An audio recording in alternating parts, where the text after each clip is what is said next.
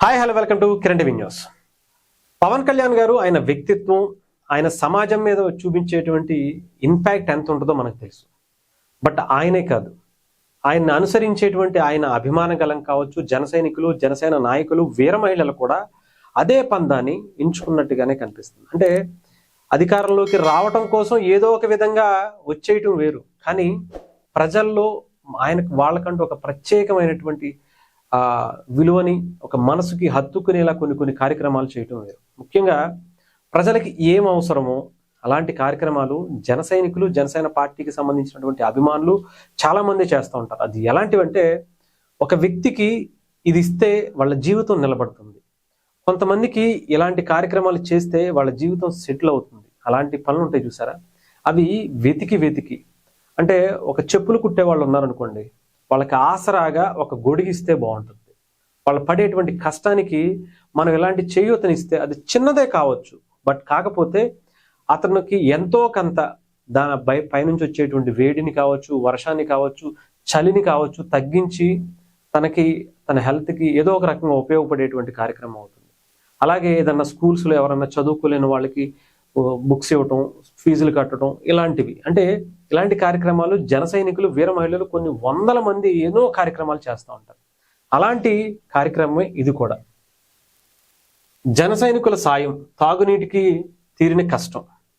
అంటే పవన్ కళ్యాణ్ గారు ఎలాంటి అద్భుతమైనటువంటి కార్యక్రమాలు అధికారంలోకి వచ్చిన తర్వాత రాకముందు ఎన్ని కార్యక్రమాలు చేశారో చూసాం. అలాంటి కార్యక్రమంలో కొంతమంది భాగం పంచుకున్నటువంటి కార్యక్రమం మనం చూడొచ్చు. కాలనీలో ఉన్నటువంటి తాగునీటి కోసం స్థానికులు పడుతున్నటువంటి కష్టాలు జన సైనికులు చొరవతో తొలగిపోయాయి. వారి సొంత నిధులతో ఏర్పాటు చేసినటువంటి తాగునీటి ట్యాంకు వారికి ఆనందాన్ని ఇచ్చిందట. నక్కపల్లి మండలం జానకయ్యపేట శివారులో కొండపై కాలనీ ఇచ్చారు. అక్కడ ప్రస్తుతం 25 కుటుంబాల వరకు ఉంటున్నాయి. రోడ్లు, కాలువలు లేక సమస్యల నడుమే వీరంతా జీవనం సాగిస్తున్నారు. తాగునీటి కోసం బోరు ఏర్పాటు చేసి దీనికి ఓ వైపు పెట్టి వదిలేశారు. స్థానికులంతా కొద్ది నెలలుగా పైపు వద్దకు వెళ్లి మోటార్ వేసుకుని నీటిని పట్టుకుంటున్నటువంటి పరిస్థితి కనిపించింది. ఒకవైపు విద్యుత్ ఖర్చు పెరగడంతో నీరంతా కూడా వృధాగా పోయేది. రాళ్లు, తేలిన రోడ్లు నీటిని తీసుకువెళ్లడం కష్టసాధ్యంగా మారింది. దీంతో సమస్యను తెలుసుకున్నటువంటి గ్రామానికి చెందిన జన సైనికులు జిల్లా సంయుక్త కార్యదర్శి పూరందాసు అప్పలరాజు, పంపనబోయిన తులసిరావు కొంతమంది కార్యకర్తలతో కలిసి ముందుకు వచ్చారు. ఈ మేరకు ఇక్కడ సమస్యను శాశ్వత పరిష్కారంగా ట్యాంకు నిర్మాణం చేయడమే మార్గమని భావించి కొందరితో కలిసి ఖర్చులన్నీ వాళ్లే భరించేందుకు సిద్ధమయ్యారు. ₹1,00,000 వరకు వెచ్చించి 8,000 లీటర్ల సామర్థ్యం కల ట్యాంకును నిర్మించి వాళ్ళకి అందించారట. మీరు ఆలోచించండి, పవన్ కళ్యాణ్ గారు ఏదైనా సరే శాశ్వత పరిష్కారానికే చూస్తారు. ఎందుకు అంటే, ఏదో టెంపరీగా వాళ్ళకి ఒక ట్యాంక్ తీసుకొచ్చి వీళ్ళు కూడా ఇచ్చేయచ్చు, ఏదో వాళ్ళ ఎలక్షన్స్ ముందు అడావడి చేసి పెట్టేయచ్చు. బట్ అలా చేయలే. శాశ్వత పరిష్కారంగా మనం ఏం చేస్తే బాగుంటుంది? పవన్ కళ్యాణ్ గారే కాదండి, ఆయన అభిమాన గణం కూడా, ఆయన అనుసరించేటువంటి నాయకులు కావచ్చు, జన సైనికులు కావచ్చు, వీర మహిళలు కూడా అలాంటి ఆలోచనలతోనే ఉంటారు. పవన్ కళ్యాణ్ గారు అలాంటి భావజాలాన్ని వాళ్ళల్లో నింపుకుంటూ వచ్చారు. ఒక దశాబ్ద కాలంలో పవన్ కళ్యాణ్ గారు ఏం సాధించారయ్యా అంటే, ఇలాంటి జన సైనికుల్ని తయారు చేసుకోగలిగారు. ఇలాంటి వాళ్ళని నాయకులుగా తీర్చిదిద్దడం కోసం ఆయన పడినటువంటి కష్టం అంతా ఎంత కాదు. వేరే పార్టీల అక్కడి నుంచి ఇక్కడి నుంచి కొన్ని కోట్లు, వేల కోట్లు ఉన్న వాళ్ళని తీసేసుకోవచ్చు. బట్ ఇలాంటి ప్రజల కోసం నిలబడేటువంటి వ్యక్తుల్ని తయారు చేసుకోవటం మాత్రం చాలా కష్టం. అది పవన్ కళ్యాణ్ గారు చేస్తున్నటువంటి పరిస్థితి. అంటే ఒక 25 మంది కుటుంబాలు అయ్యే ఉన్నాయి కదా, అక్కడ ఏదో కాలనీ వాళ్ళు ఇచ్చారు, గవర్నమెంట్ ఇచ్చినటువంటి కాలనీ, అది కూడా ఇచ్చేశారు, అయిపోయింది. ఆయన చేతులు దులిపేసుకుని వాళ్ళు వెళ్ళిపోయారు, బానే ఉంది. కానీ ఇక్కడ పడేటువంటి ఇబ్బందులు అక్కడ ఉన్న వాళ్ళకి తెలుసు. అవి గ్రహించి వాళ్ళు ఏదో మనకు ఓటేస్తారో, ఎప్పుడో 4 ఏళ్లకో 5 ఏళ్లకో వచ్చేటువంటి ఎలక్షన్స్ లో ఓటేస్తారో లేదో మనకు తెలియదు. ఎందుకంటే పవన్ కళ్యాణ్ గారు మీకు ఉద్దాన సమస్య గురించి ప్రపంచానికి పరిచయం చేసినటువంటి వ్యక్తి ఆయన. కానీ అక్కడ ఎవరో కూడా పవన్ కళ్యాణ్ గారికి ఓటేలా.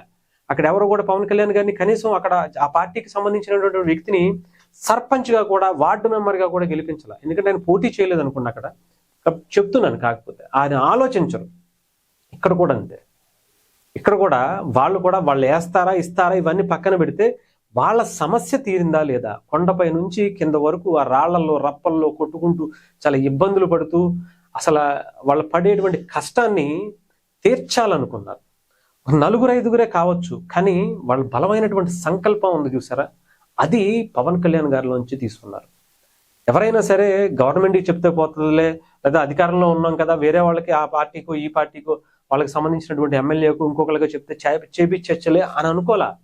మనం ఏం చేస్తున్నాం, నేను చాలా సందర్భాల్లో చెప్పా, పవన్ కళ్యాణ్ గారు కూడా ఇదే ఆలోచిస్తారు. ఎక్కడికైనా వెళ్తే గవర్నమెంట్ నుంచి ఎంతవరకు ఇవ్వచ్చు, ఇది చేయొచ్చు అది చేయొచ్చు అని ఆలోచించరు. నేనేం చేస్తున్నా, నేను ఎంతవరకు దీని మీద ఇస్తాను అనేది చూసుకుంటారు.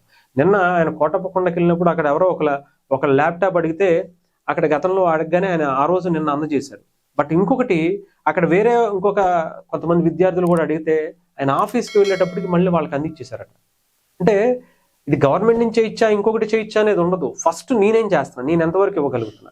పిఠాపురంలో సమస్యల మీద కావచ్చు, లేదంటే ఎక్కడికి వెళ్ళినా సరే ఆయన సొంతగా లక్షల రూపాయలు కోట్ల రూపాయలు అలా ఇచ్చేస్తున్నారంటే ఆయనలో ఉన్నటువంటి నేటివిటీ అలాంటిది. ఆయన ఎప్పుడు కూడా ఫస్ట్ ఆయన చేతి నుంచి బయటకు వస్తుంది, ఆ తర్వాతే ప్రభుత్వం నుంచి ఉందా లేదా దానికి సంబంధించినటువంటి పరిస్థితులు పర్మిషన్స్ ఇవి తర్వాత చూసుకుంటారు. బట్ ఆయన ఫస్ట్ ఆయన చేతి నుంచి ఏంటి అనేది నేను గతంలో కూడా ఒక మాట చెప్పాను ఒక వీడియోలో. ఆయన పులి అనే సినిమాలో, కొమరం పులి అనేటువంటి సినిమాలో ఒక సాంగ్ ఉంటుంది, మారాలంటే లోకం మారాలి నువ్వే అని. దానికి ఎగ్జాంపుల్గా పవన్ కళ్యాణ్ గారి ఆయన తీసుకున్నటువంటి చర్యలు కావచ్చు, ఇస్తున్నటువంటి సేవా కార్యక్రమాలు కావచ్చు, ఇవన్నీ చూస్తుంటే సినిమాలోనే కదా, ఆయన వ్యక్తిగతంగా ఆయన మనసులో కూడా నింపుకున్న అదే. సమాజం మారాలంటే ఆయన మారి చూపించాలి, ఆయన నడిచి చూపించాలి. అందుకే పార్టీ పెట్టారు, నడిచారు. ఏ రకంగా వెళ్తున్నారో, ఏ రకంగా ఆయన ఇలాంటి అభిమానులను కావచ్చు, ఇలాంటి నాయకుల్ని కావచ్చు తయారు చేసుకుంటున్నారో జస్ట్ ఎగ్జాంపుల్గా మాత్రమే చూపించాను.